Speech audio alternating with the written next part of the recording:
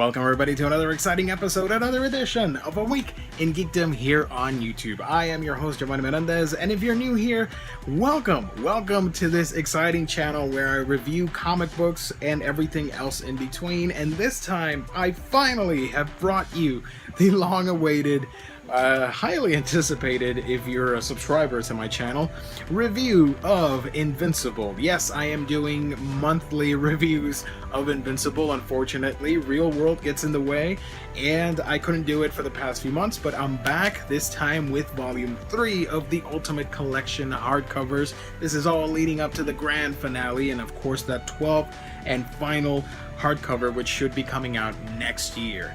So yeah, guys, I am really excited. There's a lot to talk about, and hopefully you guys have read this book. If not, I highly suggest you pick up the series. It is fantastic. I did a #1 video on this with my good friend Gabe Infinity Watch. We talked about it. We did a spoiler-free discussion / review on it. Hopefully that convinces you to pick this up. I reread this and I was absolutely loving it.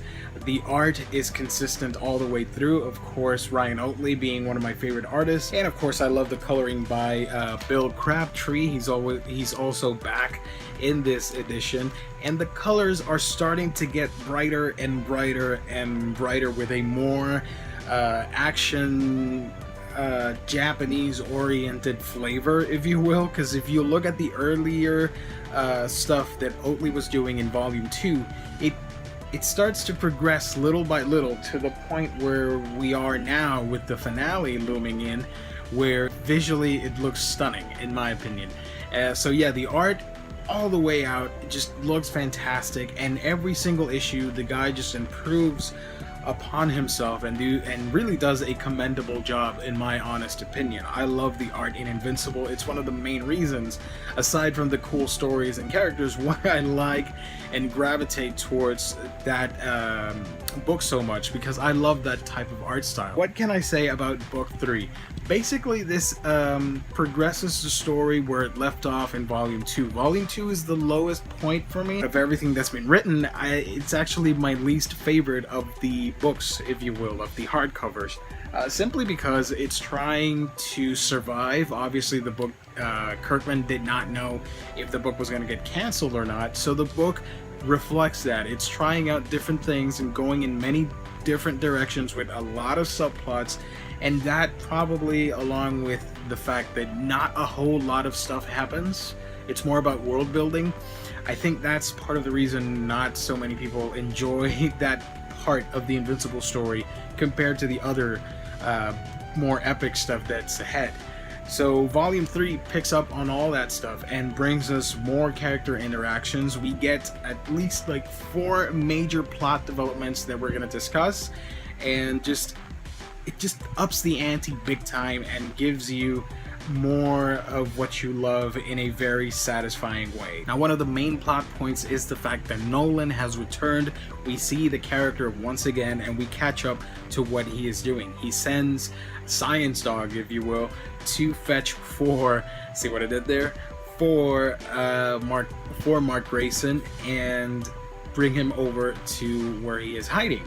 And we, after a series of hilarious moments regarding him discovering that it's not really Science Dog, it's another alien type creature, it looks like a bug, like a praying mantis type bug, and him overstepping his boundaries, and Cecil just saying like, you cannot do this, you can't go out into space, it might be a trap. And finally we get Invincible standing up to the government, I guess, and declaring that no, if these people need my help, I should be able to help them. Besides, I'm pretty damn strong enough to fend for myself, and I will be back. So he heads off into space and ventures onto this new planet where he discovers a whole society of bug people, I guess. I'm gonna call them the Praying Mantis Club, because that's funny to me. So yeah, this club of bug creatures turns out to be this epic society that's ruled by this one monarch, and it turns out to be Nolan. Now these creatures, I should say, have a very, very, very short lifespan. I can't remember at the top of my head how long it is, but let's just say in a couple, like a year or two or something like that. It's so short. that they die off, so the offsprings learn by instinct and sort of like pre-installed knowledge on how everything works and how they're supposed to learn, because their parents are not going to last that long. It actually mirrors human life, if you will, and the fact that Nolan chose to hide in this planet is sort of like a little take on Earth itself, because we humans don't last very long compared to the Nolan species, the Viltrumites. They basically last hundreds and maybe thousands of years, depending on the physical condition of said character. So yeah, I thought that was pretty interesting. Also, the fact, and here's the major plot point, that he got remarried and has another son. Now, we later find out that the character is going to be named Oliver, and it's actually one of my favorite moments in the book when he's a baby, simply because he is so odd looking compared to a regular human. Of course, mixing the bug DNA, if you will, with Nolan, you get a very funky looking baby. And of course, Grayson, aka Invincible, is actually pretty shocked, emotional, and just overwhelmed by everything that's happening. And it's actually very relatable if you've never seen a family member or someone you care about for a long time and you left on bad terms. You're gonna be an emotional wreck. You don't know whether you're gonna be angry, sad, depressed, happy, or just a combination of all those elements. So I thought that was really great, and I thought Kirkman handled it pretty damn well. One of my favorite moments in that story is when Invincible actually is screaming or is angry at Nolan for what he did, and he punches Nolan, and you see that visceral reaction from his father. Like, you don't know if he's like, if crap's gonna hit the fan right now, or he's like worried, like, what the hell's going on? Which leads into a very funny moment where his son is actually going like, you know, I just gotta make sure you're not like an imposter, or I'm not dreaming or anything, or it's somebody in disguise. And of course, we do find out that the evil Viltrumite Empire is after Nolan. They know what he did, they're after him, and he's hiding out in this planet. Of course, it all goes south, because we wouldn't have an interesting plot without things going south, right? He goes down to that planet, and pretty soon other members from the Empire find out that he's there and invade the planet. It's a murder spree, and friggin' Invincible has this impossible task to escape with Nolan's wife and baby Oliver, if you will, which, although at this point he's not called Oliver, but you get the picture.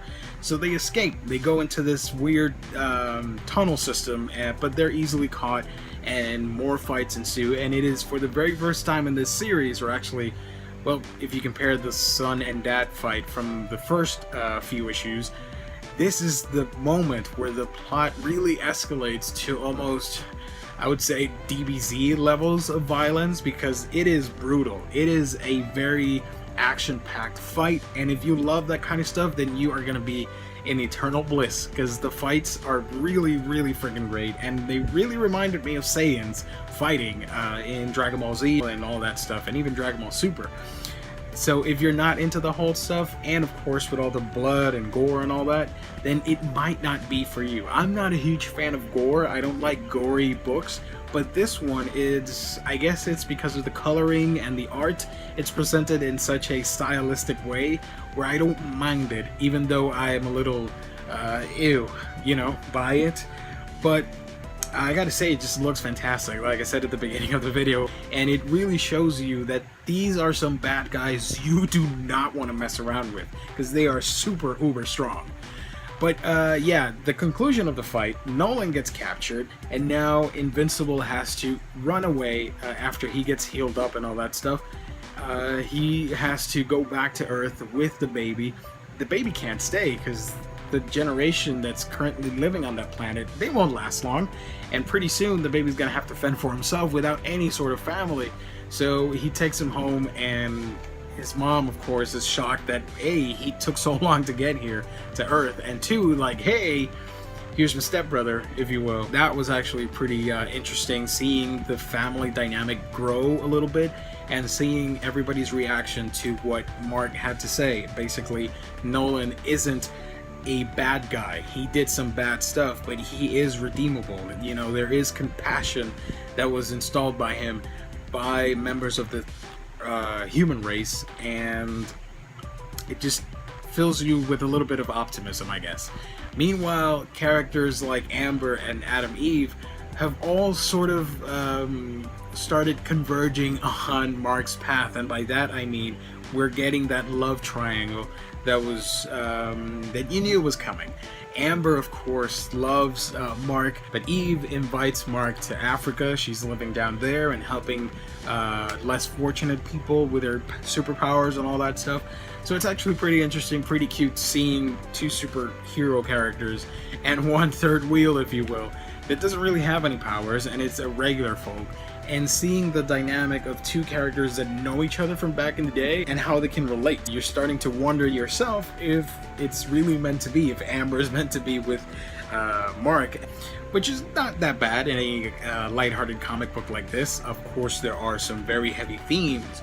You know, you get characters like Robot, and you find out that, hey, he actually wants to clone himself and transfer his consciousness and live out a regular human being's life, if you will. The series actually is a lot deeper than you might think, based on the whole fighting stuff and whatnot. Angstrom Levy, a character that we did see on the previous volume, that got into a very hairy accident because of the consequence, if you will, of Invincible fighting the Molar twins.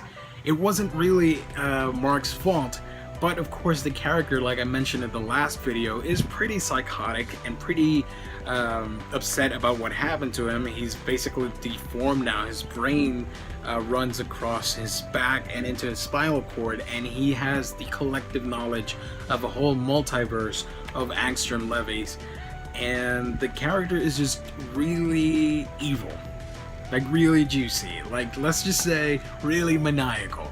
He's able to transport Invincible through multiple dimensions and torture his family, actually just making him even more desperate, and, you know, make the character succumb to fear and the possibility that this is my, like, arch nemesis, and he will probably kill my newly discovered brother and my mother.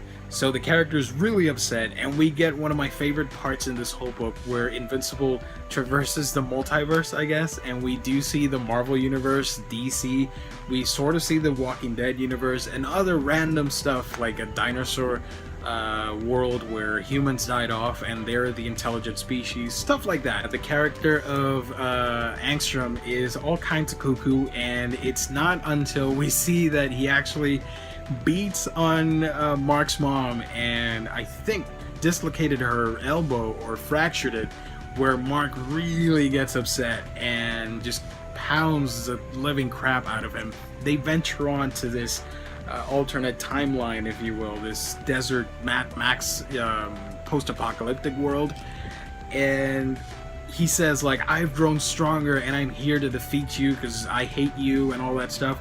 And Mark just pounds the living crap out of him and actually, spoilers, kills the character. Now this is really huge for a character that is trying to do the right thing.